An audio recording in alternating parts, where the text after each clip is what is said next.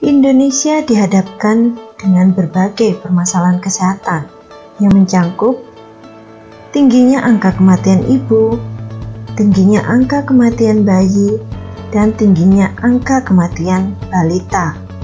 Permasalahan tersebut bukan hanya menjadi tanggung jawab pemerintah, namun juga bagian dari masyarakat. Peran masyarakat sangatlah penting dalam upaya pembangunan kesehatan. Salah satunya yaitu kader kesehatan. Kader kesehatan berperan untuk menggerakkan masyarakat untuk berperilaku hidup bersih dan sehat, serta mengajak masyarakat untuk datang ke posyandu. Apa sebenarnya posyandu itu dan bagaimana konsep 5 meja pada pelayanan posyandu?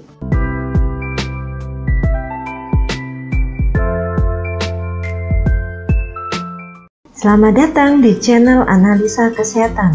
Dalam video kali ini, saya akan membahas tentang posyandu. Posyandu merupakan salah satu bentuk upaya kesehatan bersumber daya masyarakat atau biasa dikenal dengan UKBM yang dikelola oleh, untuk, dan bersama masyarakat. Gunanya untuk memberdayakan masyarakat dan memberikan kemudahan kepada masyarakat dalam memperoleh pelayanan kesehatan dasar. Pengelola posyandu adalah unsur masyarakat yang bersedia, mampu dan memiliki waktu dan kepedulian terhadap pelayanan sosial dasar masyarakat di posyandu. Pengelola posyandu perlu memiliki semangat pengabdian, berinisiatif tinggi dan mampu memotivasi masyarakat serta bersedia bekerja secara sukarela bersama masyarakat. Dalam pelaksanaan posyandu dikenal dengan konsep 5 meja. Yang pertama yaitu meja pendaftaran. Meja pendaftaran ini dilakukan oleh kader kesehatan. Yang kedua yaitu meja penimbangan. Pada meja ini biasanya dilakukan penimbangan, baik itu penimbangan berat badan maupun tinggi badan yang dilakukan oleh kader.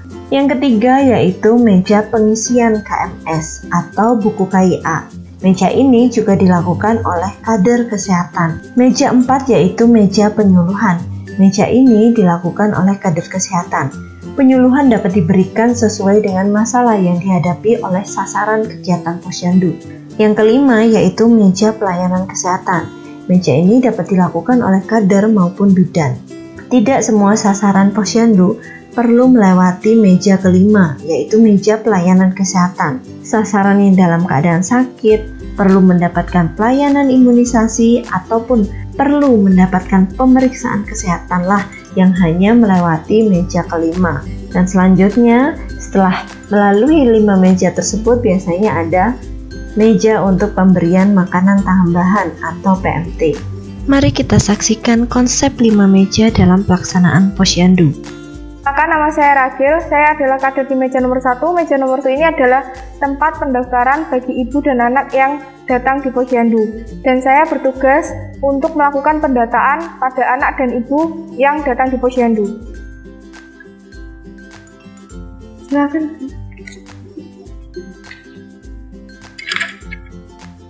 Dengan ibu siapa? Ibu Naila. Umur 24 tahun. Ada keluhan sekarang pegel-pegel. Selain itu nggak ada.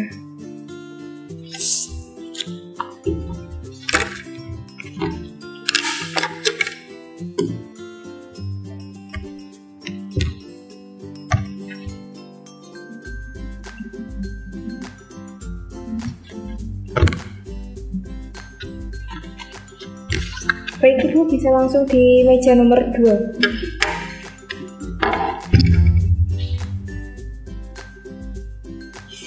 Oh, Bu Nadia. Ya Bu. Ya, gimana Bu kabarnya Bu? Alhamdulillah baik. Ya. Anaknya sehat ya Bu? Alhamdulillah sehat. Nama anaknya? Leni. Umurnya? Baru 3 bulan. 3 bulan. Ya.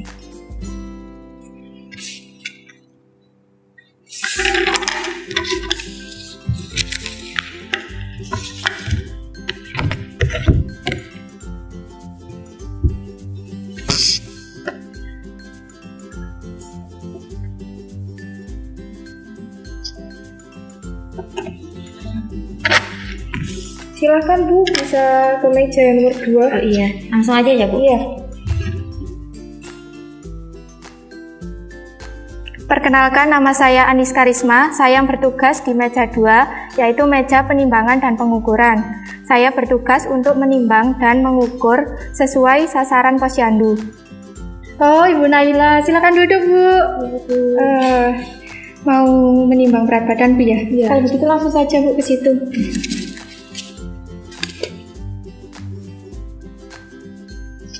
Silakan berdiri di sini Bu ya. Hadap ke depan Bu. Kemarin berapa Bu ya berat badannya? Kemarin 55. Oh ya Bu, sekarang 56 ya Bu. Ya, silakan turun.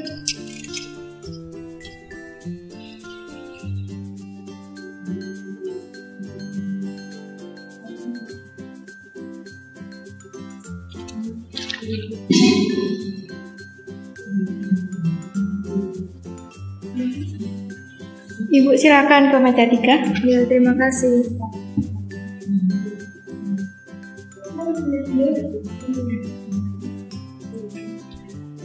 Oh, Ibu Nadia. Iya. Anaknya sehat Bu ya? Alhamdulillah sehat. Baik Bu, langsung saja Bu ya, kita lakukan penimbangan di situ. Itu Bu ya, bisa dilepas ya Bu gendongannya. Oke.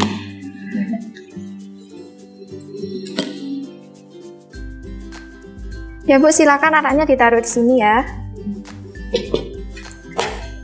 Oke. Beratnya 5,2 kilo Bu. Ya, naik ya.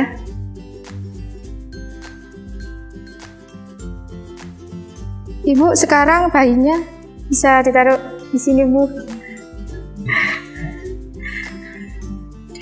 Ibu bantu saya pegang kepala bayinya ya. Saya luruskan terlebih dahulu.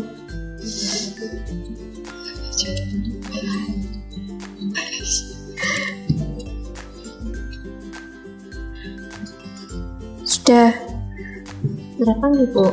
60 Bu ya.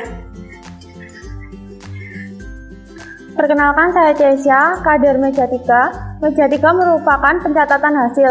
Saya bertugas melakukan pencatatan dan pengukuran yang telah dilakukan di meja 2.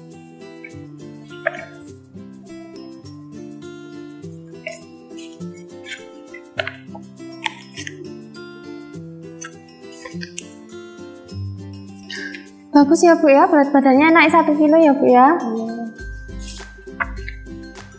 Silakan Ibu Nadia. Iya.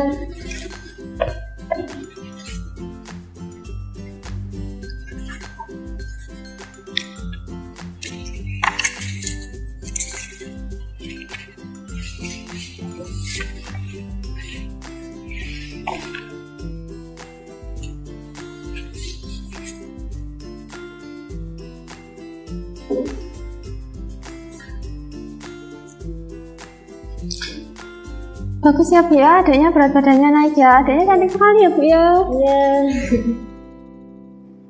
Perkenalkan, nama saya Iza. Saya merupakan kader dari meja 4, yaitu meja penyuluhan. Di sini saya bertugas untuk memberikan penyuluhan kepada sasaran posyandu. Oh, Ibu Naila, bagaimana Bu kabarnya? Alhamdulillah baik nggih. Mohon maaf Bu, sebelumnya umur kehamilannya berapa Bu? 38 minggu. Oh, alhamdulillah sudah 38 minggu, jadi sudah mau melahirkan ya Bu ya. Baik, di sini nanti karena Ibu sudah mau melahirkan, maka di sini nanti saya akan memberikan sedikit edukasi mengenai tentang tanda-tanda mau melahirkan begitu ya Bu ya. Sebelumnya apakah Ibu sudah tahu bagaimana tanda-tandanya? Masih kurang tahu. Oh, masih kurang tahu. Baik, di dalam buku KIA ini Bu sebenarnya sudah lengkap, baik dari kehamilan, persalinan hingga nanti anaknya usia 5 tahun. Nah, di sini nanti saya akan memberikan penjelasan mengenai tanda dari persalinan, begitu Ibu. Nanti setelah ini Ibu bisa baca-baca lagi di rumah. Sebelumnya ini saya kasih tahu dulu.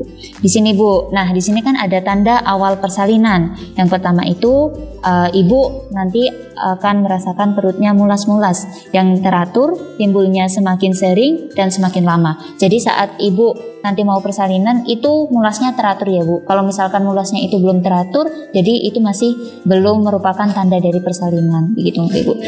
Untuk selanjutnya yang kedua itu keluar lendir bercampur darah dari jalan lahir atau keluar cairan ketuban dari jalan lahir. Jadi nanti kalau misalkan ibu pada saat nyapu ataupun pada saat beraktivitas tiba-tiba ketubannya pecah, nah itu merupakan salah satu tanda dari awal persalinan, begitu nggih Bu. Nah, jika nanti kedua tanda ini muncul nggih Bu, nah ibu nanti suami ibu atau keluarga harus segera bawa ibu hamil ke fasilitas kesehatan, di mana ibu biasanya kan sudah disuruh mengisi P4K itu nggih Bu. Nanti bisa kalau misalkan ibu memilih ke bidan, langsung suaminya atau keluarga ibu yang mengetahui langsung dibawa ke bidan atau ke puskesmas atau ke rumah sakit sesuai tempat bersalin yang telah ibu pilih, begitu ya Bu. Nanti bisa antara dua tanda persalinan ini atau satu saja, harus segera dibawa, begitu ya Bu. Bagaimana? Apakah sudah jelas? Insya Allah sudah jelas. Nggih. Coba Bu, tadi bisa diulangi lagi apa saja tanda persalinannya? Perutnya mulas. Nggih, betul. Terus ketubannya sudah pecah. Nggih, mulasnya harus Teratur. iya, betul sekali. Begitu nggih, Bu? Nggih. Ya. Baik, kalau begitu sudah mengerti semua nggih Bu. Dan jangan lupa nanti buku KIA-nya harus sering-sering dibaca nggih Bu untuk menambah pengetahuan Ibu. Nah, dari sini sudah selesai. Silakan Ibu ke meja selanjutnya nggih. Terima kasih. Selamat pagi Bu Nadia. Selamat Ibu. Bagaimana Bu kabarnya? Alhamdulillah sehat. Adiknya juga sehat nggih Bu nggih? Alhamdulillah. Mungkin ada yang bisa saya bantu Bu? Bu, kan saya tuh menyusui anak saya, tapi Iya. tetap saja dia tuh kayak rewel gitu. Padahal ya saya kira, ya saya sudah mengira itu posisi atau cara saya menyusui itu udah benar, tapi tetap saja anak saya tuh rewel gitu kalau misalnya dikasih ASI. Oh iya, tapi selama ini masih tetap ASI kan Bu ya? Iya, masih tetap ASI. Tapi ini kan saya itu tinggal sama mertua. Iya. Nah, mertua saya tuh menyarankan untuk diberikan pisang. Oh. Tapi kan saya ya ragu gitu. Oke. Umurnya berapa Bu tadi adiknya? Baru 3 bulan. Nah, baru 3 bulan. Jadi untuk mendapatkan ASI eksklusif itu harus sampai 6 bulan ya Bu, baru ditambahin MPASI atau nanti bisa dimakan pisang. Jadi untuk sekarang jangan sampai ditambahin MPASI dulu, cukup ASI eksklusif saja begitu. Mungkin untuk agar bayinya tidak sering nangis ataupun ASINya bisa diminum dengan lancar sama bayinya, mungkin bagaimana coba Ibu untuk menggendong bayinya? Menggendong bayi ketika menyusui. Iya. Saya seperti ini. Nah, di sini ternyata Ibu masih ada sedikit kesalahan. Di sini tangan Ibu yang sebelah kanan seharusnya ini memegang bokong bayinya ya Bu. Bayinya lurus, nggih. Dan nanti pada saat menyusui seluruh daerah areola ataupun daerah yang puting ibu yang bagian hitam semuanya itu harus masuk ke mulut bayi. Nah, insya Allah dengan itu nanti bayinya akan mudah untuk menyusui dan nanti bayinya juga bisa sampai kenyang. Dan kalau bisa pada saat menyusui itu sampai ASINya tidak keluar lagi ataupun payudaranya itu sudah kosong gitu ya. Nah, sebelumnya apakah Ibu sudah tahu apa itu ASI eksklusif? Saya belum terlalu hafal. Oh, belum terlalu tahu begitu nggih. Di sini nanti kita akan belajar bersama-sama ya Bu mengenai ASI eksklusif itu sebenarnya apa sih begitu. Nah, Ibu bisa melihat ini merupakan salah satu alat pendingin Ibu ASI eksklusif. Nah, sebenarnya apa sih itu ASI eksklusif? Nah, ASI eksklusif merupakan pemberian ASI dengan tidak memberikan makanan ataupun minuman lain. Jadi, pada saat jika ingin mendapatkan ASI eksklusif, bayi tidak boleh ditambahkan makanan ataupun minuman lain, termasuk nanti madu, terus pisang itu juga tidak boleh ya Bu. Nah, selanjutnya untuk selanjutnya sebenarnya apa sih manfaat dari ASI baik itu bagi ibu ataupun bagi bayinya? Di sini bagi ibu yaitu yang pertama dapat mengurangi perdarahan setelah melahirkan. Kemudian yang kedua bisa mengecilkan rahim, jadi nanti ibu tanpa harus menggunakan stagen dan lain-lain. Jika ibu rajin memberikan ASI kepada bayinya, nanti rahim ibu bisa mengecil begitu ibu. Untuk selanjutnya yang pertama yaitu adalah murah karena ibu tidak perlu mengeluarkan biaya begitu ibu. Nah, untuk selanjutnya dapat menjarangkan kehamilan. Jadi kalau misalkan ibu secara rutin memberikan ASI-nya kepada bayi tanpa memberikan makanan tambahan lainnya, nah itu nanti bisa ibu tidak perlu menggunakan KB selama ibu memberikan ASI eksklusif kepada bayinya begitu. Karena dengan memberikan ASI ini nanti uterus ibu itu juga akan mengalami kontraksi dan itu bisa menjarangkan kehamilan itu. Nah, untuk selanjutnya dapat mencegah kanker. Dan terakhir yaitu tidak merepotkan dan hemat waktu. Begitu ya, Bu. Nah, lalu yang selanjutnya apa sih manfaatnya bagi bayi? Yang pertama di sini meningkatkan daya tahan tubuh. Karena bayi sendiri untuk daya tahan tubuhnya kan belum terbentuk secara sempurna. Nah, dengan memberikan ASI eksklusif, nanti bayinya bisa dapat menambahkan daya tahan tubuhnya. Yang kedua, sebagai nutrisi, karena ASI merupakan nutrisi terbaik bagi bayi. Di situ semua kandungannya itu sangat bermanfaat untuk bayinya. Begitu, Bu. Nah, yang ketiga yaitu adalah bonding time dengan ibu. Itu ketika ibu menyusui bayinya tentunya kan terjalin rasa kedekatan begitu. Jadi nanti rasa kedekatan bayi dengan ibu itu bisa semakin bertambah. Dan yang selanjutnya dapat meningkatkan kecerdasan bayi. Nah, inilah yang sangat penting bagi bayinya juga begitu ya Bu ya. Baik, setelah ini bagaimana? Apakah semuanya bisa diterima Bu? Insya Allah bisa. Ada yang ditanyakan mungkin? Saya ingin menanyakan posisinya lagi. Oh iya, tadi ini harus lurus, kemudian tangannya yang sini bisa harus dipokong. Nah, setelah itu jangan lupa kepalanya nanti pada saat menyusui ya Bu, dagunya harus menempel di payudara ibu. Nah, betul. Setelah itu seluruh areolanya ataupun bagian yang hitam di payudara ibu harus semuanya masuk ke mulut bayi. Oh iya Bu, tadi juga belum disampaikan untuk ASI eksklusif itu sampai dengan waktu 6 bulan. Sudah tahu ya Bu? Baik. Kalau begitu bagaimana? Apakah mungkin ada yang ditanyakan lagi Bu? Sudah cukup. Sudah cukup. Ya. Baik, terima kasih Bu Nadia. Sekarang mungkin bisa melanjutkan ke meja selanjutnya.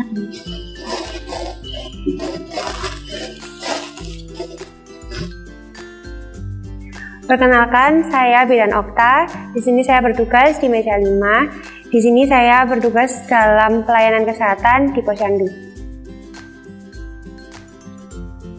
Ya, Bu, silakan duduk. Ya, ada yang bisa saya bantu, Bu? Saya mau periksa kehamilan saya, Bu. Oh iya, ini benar ya dengan Bu Naila ya? Oh iya, saya lihat dulu. Oh iya, mari Bu ikut saya untuk pemeriksaan ya. Ya, mari Bu, silakan masuk sebelah sini. Ya, saya bantu ya Bu ya. Ya, miring dulu aja Bu. Ya.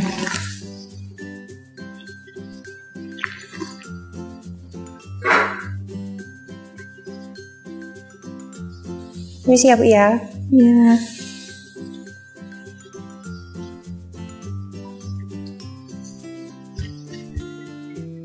Permisi ya Bu, saya mau ukur suhu badannya dulu. Permisi ya Bu ya, saya masukkan ya. Iya.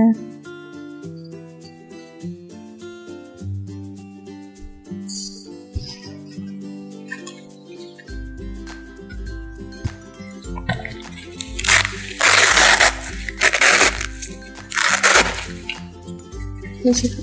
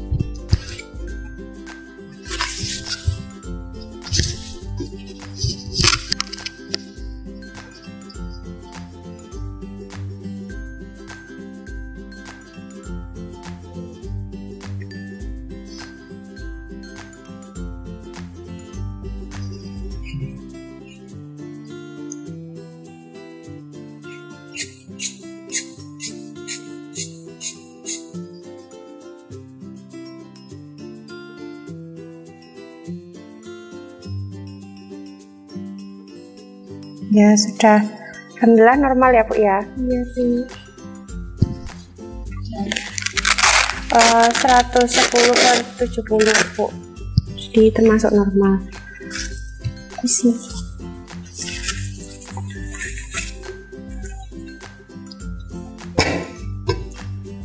Permisi ya Bu, saya ambil ya. Iya. Iya, alhamdulillah ini juga normal juga ya Bu ya, 36,5. Ibu permisi ya, bisa lihat ke atas Bu. Oh iya. Permisi ya Bu ya, saya periksa lehernya. Coba telan Bu.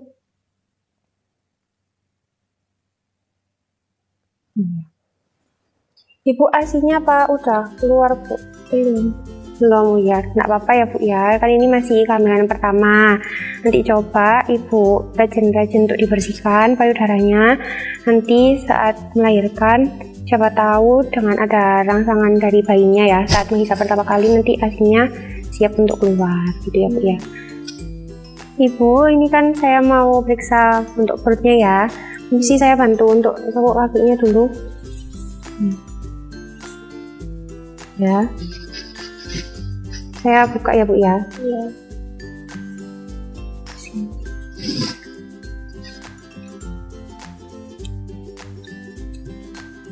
Ini sudah berapa minggu Bu kandungannya? Kayaknya 30. Iya. Ada keluhan nggak Bu akhir-akhir ini? Pegal-pegal itu sekarang. Mulai pegal.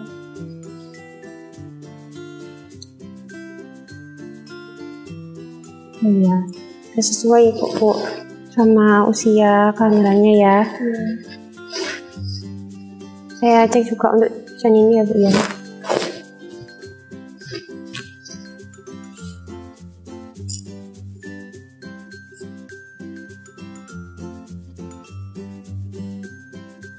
Alhamdulillah untuk janinnya juga normal juga ya Bu. Ini sih saya bantu untuk bentuknya. Ibu permisi ya, saya cek kakinya dulu. Selama ini ada keluhan nggak Bu buat jalan kayak gitu?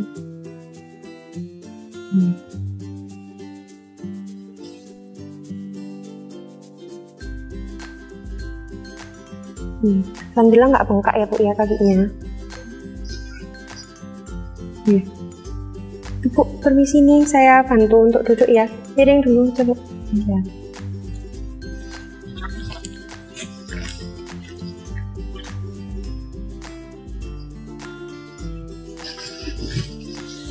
Ibu duduk dulu ya.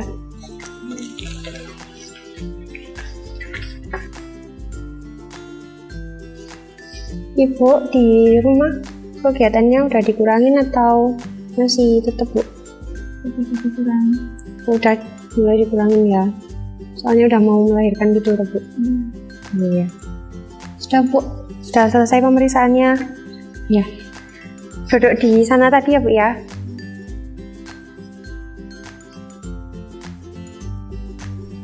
Mari Bu, duduk kembali.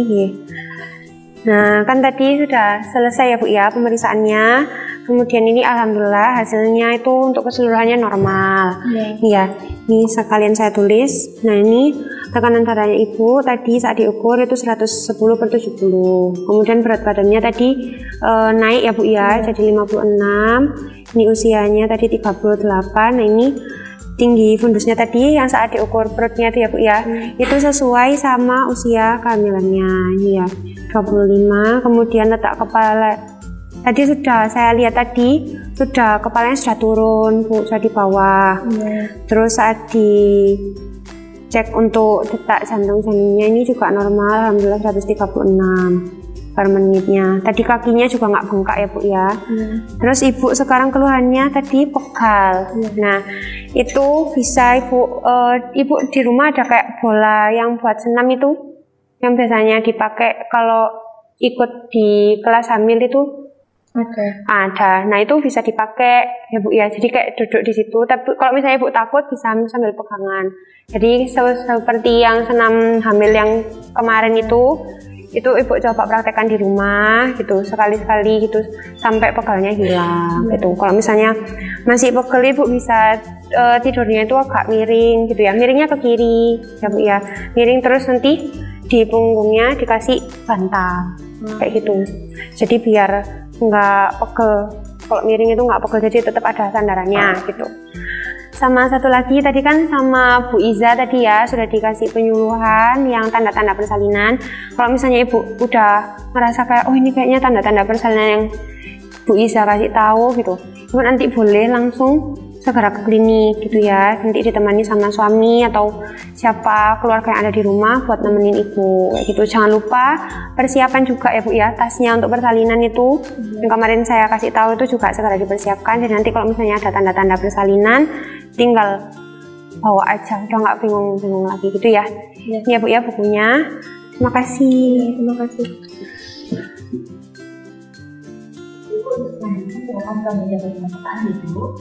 Terima kasih. Ya mari Bu, ya silakan duduk. Ini dengan adik itu ya, Reni ya, mau imunisasi. Usianya berapa Bu adiknya? 3 bulan. 3 bulan. Iya. Oh yang kemarin usia 2 bulan ini belum ya? Iya Bu, soalnya anak saya sakit. Oh gitu, iya. Ya nggak apa-apa Bu, bisa dilakukan sekarang, berarti DPT sama telur. Ya. Permisi ya Bu ya, saya bantu posisinya. Ini tangannya dipegang gini Bu. Ya, biar enggak ini nggak apa-apa. Ini pegang buat tangannya ini, nanti saya megangin lagi ini ya, nanti di kaki, di pahanya.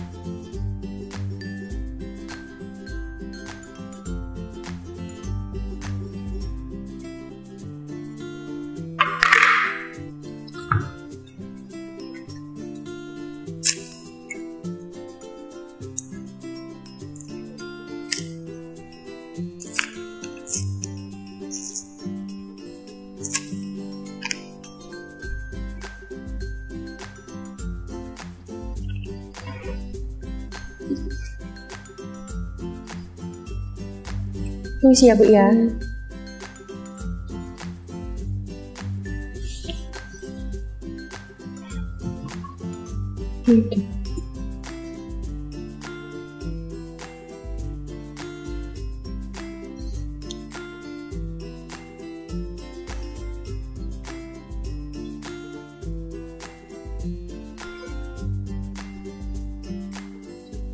Ya, tuh folionya. Di sini. Ya, sudah.